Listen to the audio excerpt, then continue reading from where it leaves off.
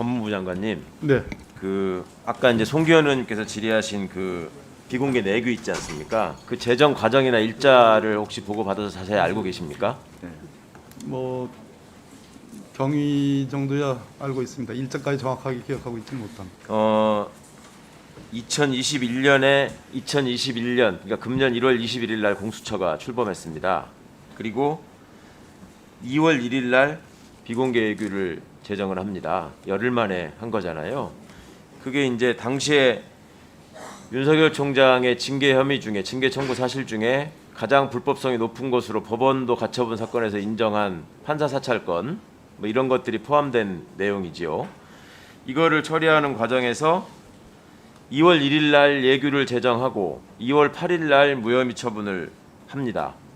이게 지금 대검에서 비공개 예규를 제정하면은 법무부는 다 그걸 파악하고 내용을 알고 계십니까? 모르는 겁니까? 절차상이나 규정상으로. 제가 취임하고서는 대검 예규들이 제대로 보고돼 있지 않았습니다. 최근에 언론에 공개가 되면서 보고가 됐습니다. 그러니까 아예 시스템이 없는 것 같아요. 저보다는 언론이 먼저 압니다. 장관님이 검찰 사무의 감독자로서 지휘감독자로서 그걸 모르신다는 게 이해가 가십니까, 장관님? 이게 국민한테도 비공개하고 잘 아시는 것처럼 법무검찰개혁위원회에서도 이 문제를 지적했는데도 불구하고 아무 개선이 없고 장관님께도 보고가 안 되고 자 내부적으로 형사정책 담당관실을 소관으로 해서 대검에서 이 비공개 예규를 제정했는데 이거를 총장 결재 없이 총장 보고 없이 할 수 있겠습니까? 뭐 그렇지 않을 거라고 생각합니다. 그렇지 않죠. 예. 그 자기 사건에 대해서 자기가 면죄부를 줄 수 있는 예규를 만들고 자기가 결재하고 자기 부하가 무혐의 처분하고 아까 장관님께서 말씀하신 것처럼 행정 규칙에 불과한 것을 공수처법을 정면으로 어기고 좀 이런 짓을 하고 나갔단 말입니다. 근데 앞으로도 지금 법무부에서는 비공개 예규를 확인할 수 있는 방법이 없다는 건가요? 존경하는 최강욱 의원님 뭐 역사성이라는 게 있지 않습니까? 제가 장관 취임 전에 스토리에 대해서는 제가 자세히 알지 못하고 제가 장관 취임한 뒤로의 여러 가지 역사적인 맥락들이 있었습니다. 그 과정에서의 한 일환이라고 생각하는데 장관님께서 바로 잡으셔야 되지 않겠습니까? 충분히 공감하는. 예. 아니 중앙부처 산하의 외청에 지금은 행정규칙이 좀 있는데 그걸 달라졌습니다. 모른다는 게 자 그다음에요. 새 총장 임명 이후로는 네. 그러한 분위기는 달라졌습니다. 확실하게 좀 바로 잡아주시고 시스템을 만들어주시기 바라겠습니다. 공수처장님, 네, 지금 말씀드린 이 예규의 존재에 대해서 언제 아셨습니까? 언론 보도 무렵에 알았어요. 최근에 아신 겁니까? 네. 어떤 생각을 하셨습니까? 이 예규 이런 식으로 각 기관마다 이런 예규를 만들어 가지고 스스로 판단하고 스스로 결정해 가지고 안 보내는 걸로 정하면서 공수처법을 정면으로 무시하게 되면 공수처는 무슨 일을 할 수 있는 겁니까? 뭐 상위 법령에 위반되는 훈령이나 지침은 사실은 이 명백하게 직권남용이나 직무유기로 입건해서 수사하실 수 있는 사항입니다. 예? 이런 면죄부를 주는 예규를 그것도 본인 사건에 대해서 아무런 법적 근거 없이 이런 식으로 만드는 사람 저는 직권남용에 해당한다고 생각합니다. 만약에 또 이런 예규에 근거해서 지금 예규 만든 이유는 뻔하죠. 이걸 그냥 공수처로 보내지 않고 사건을 없애야 되겠는데 그냥 없애버리면 명백하게 법 위반이 된단 말입니다. 그러니까 어떤 검사가 그걸 하려고 하겠습니까? 그러니까 뭔가 비빌 언덕은 만들어줘야 되겠고 그러니까 이 예규를 만든 것입니다. 그렇지 않겠습니까? 이거를 공수처가 뻔히 알면서 그냥 눈 뜨고 당하신다. 이게 공수처가 그러면 무슨 역할을 할 수 있겠습니까? 다시 문제의 심각성을 확실하게 인지하고 계십니까? 네, 상위 법령에 위반된 훈령이나 자, 지침은 공수처의 소용이 없습니다. 검찰이 지금 제가 상반기에 인지 통보한 사건이나 이첩 통보한 사건 숫자를 보니까 경찰은 127건을 인지 통보를 하고 이첩을 32건을 했어요. 검찰은 인지 통보한 게 13건뿐이에요. 이런 식으로 지금 내규를 만들어 가지고 공수처 권한을 정면으로 제약하는 공수처법을 어기는 행동을 하고 있는데 이 공수처에 합당한 권한이 없다면 모를까? 이거는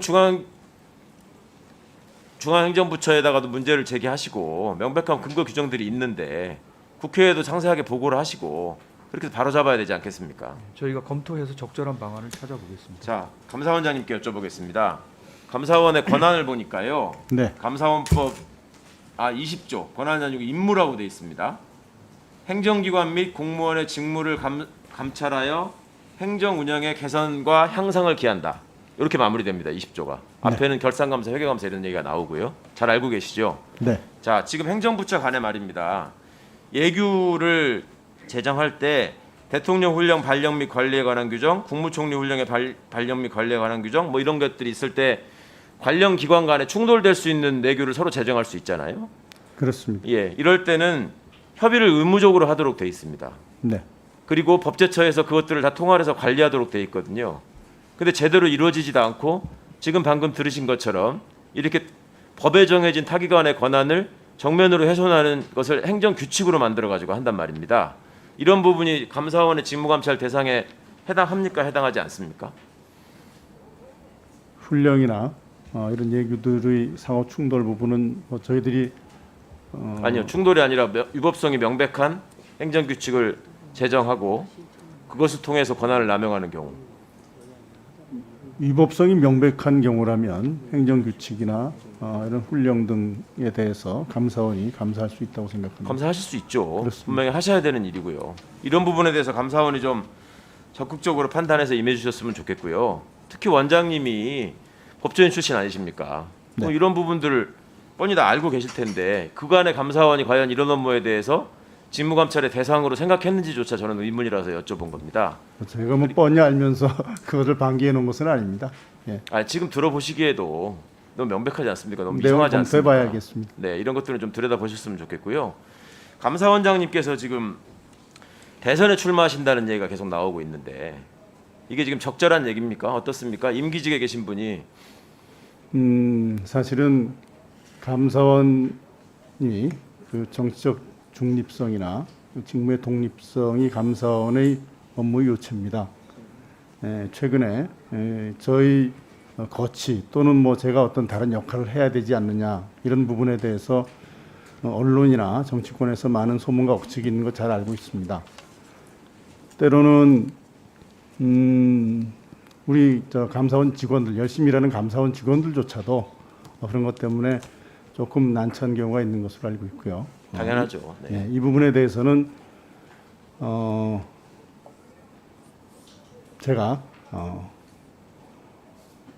제 생각을 정리해서 자, 지금 조만간 여야를 막론하고 정치적 중립, 방금 지금 예. 계속 질의 과정에서 예. 공수처장의 조만간 수사나 이런 것들이 정치적 중립에 의심을 받지 않겠냐, 훼손을 하지 않겠냐라는 얘기 계속 나오잖아요. 그렇습니다. 헌법기관장이신 감사원장이나 그 다음에 검찰총장이나 이런 분들이 직무를 마치자마자 바로 선거에 출마하고 또 재직 중에 선거에 나간다는 얘기가 나오고 이런 것들이 정치적 중립을 위해서 바람직한 현상입니까? 어떻습니까? 뭐 그 부분에 대해서는 뭐 다양한 판단이 있다고 생각합니다.